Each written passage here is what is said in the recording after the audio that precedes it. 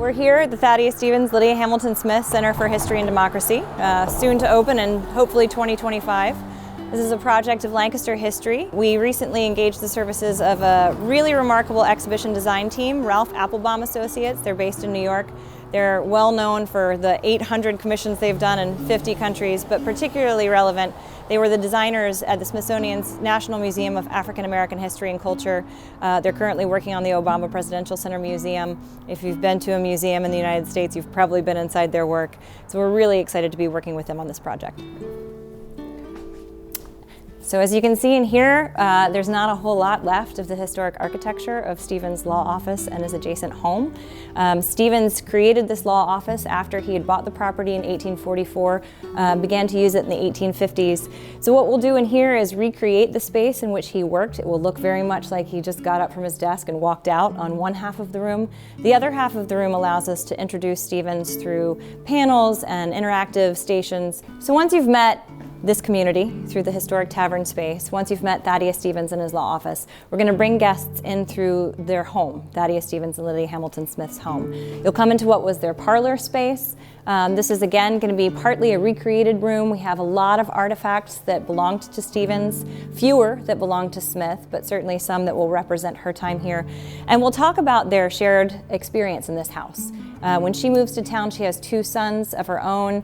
Stevens has two nephews who've been orphaned. He's raising them in this home as well. So this is a pretty vibrant, lively space.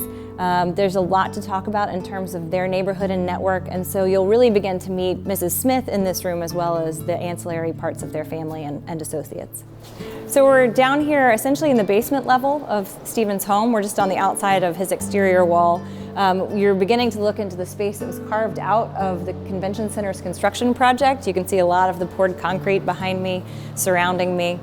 And so as you arrive on this floor, first you're going to be introduced to the network of collaborators who worked with Stevens and Smith toward anti-slavery and abolitionist activities. There was an awful lot going on in central Pennsylvania. Philadelphia is a major hub for the Underground Railroad, but so too is Lancaster County. And so we'll orient people to the experience of a lot of Lancastrians who are working to help freedom seekers on their path north. We'll also talk about a lot of those freedom seekers themselves who are essentially self-emancipating. So here's a rendering of what this room might be able to look like. We envision using these larger-than-life abolitionist plinths, sort of illuminated plinths, showing stories and images of the people who Stevens had in his network. Here, we're actually in the basement of Stevens' home. This is the only existing part of the original 1750 house that was here, obviously, before Stevens bought it. You have a little remnant here with the fireplace, a bake oven. In this room, we envision really taking apart the very complicated topic of freedom and slavery in the North. Lancaster is a border community in a free state. There are still a lot of issues and fears of kidnapping. People are being taken across state lines. There are slave catchers living in and amongst Lancastrians. This is a pretty heady, fraught moment. There's a lot to talk about. There's a lot that's not really addressed in some of our school books, so being able to bring back around context about what life might have been like here in the 1840s and 50s. And in each of three cellar rooms, we have the opportunity to go a little bit deeper. So by the time we arrive at the third of these cellar spaces, we're going to be honing in on the full story of what happened in 1851 in Christiana, 6 miles east of Lancaster City, when a resistance takes place. 4 formerly enslaved men are at risk of being kidnapped and taken back to Maryland. Their former slave owner comes across state lines and is killed. And after this melee ensues, Stevens is one of the 3 defense attorneys who represents all of the men who had been there trying to defend the lives of these 4 men and others. So this room will really dive deeply into the events of Christiana. This is one of the most unique aspects of this site. When the Convention Center was being constructed and excavated, this archaeological site was uncovered. They did a whole excavation with the teams from Franklin and Marshall College and Millersville University and found these 2 cisterns. This might have been used as an emergency hiding place for freedom seekers.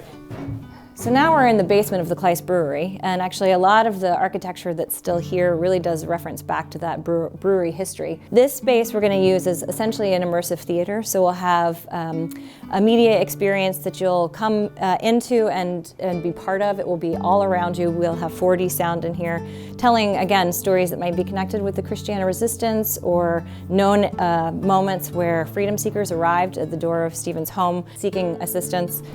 And down here, in this very large cavernous space, this is where we'll have a modern exhibits gallery. You'll walk out onto the floor down a ramp and encounter the events of Reconstruction, which is that period following the Civil War. This back wall will dive deeply into the connection between the 3 Reconstruction Amendments in our lives today. There's an awful lot about each, the 14th and the 15th Amendments in particular, that resonate with how we live our lives in America today. So we're on the 2nd floor here. Up here, we're going to talk about, again, that returning to that story of the shared lives of Thaddeus Stevens and Lydia Smith. Also talk about the role Lydia Smith played as a caregiver for Stevens and how instrumental she was in Stevens' final years. His capacity to continue serving really fell on her shoulders. She was really the one responsible for ensuring he made it back to Washington, D.C., kept him alive. Being able to tell her story independent of him is also important to us. She's a pretty remarkable individual. She's using the court system to her advantage. She's essentially claiming citizenship in a moment where the nation might not have been very willing to give it to her. So we're really intentional in the naming of this space. Our working title, that's likely to be our final title, is the Thaddeus Stevens and Lydia Hamilton Smith Center for History and Democracy. Certainly there is a component that is just like any museum at this site. Also, we hope it's some place where people come really to engage with ideas, to think critically about the core content, and to find a place where action can be part of their experience. So we don't want this just to be a static installation that you come and experience once and leave. We want this to be a place that you're immersed in and really engaging with. We hope this will open. Thaddeus Stevens' birthday is April 4th, and so I'm hoping for April 4th, 2025. It depends entirely on how the next couple of phases go in this process, but we'll be ready to bid this, we think, by fall, and we hope that construction will end in the first quarter of 2025, and we'll be ready to open to the public then.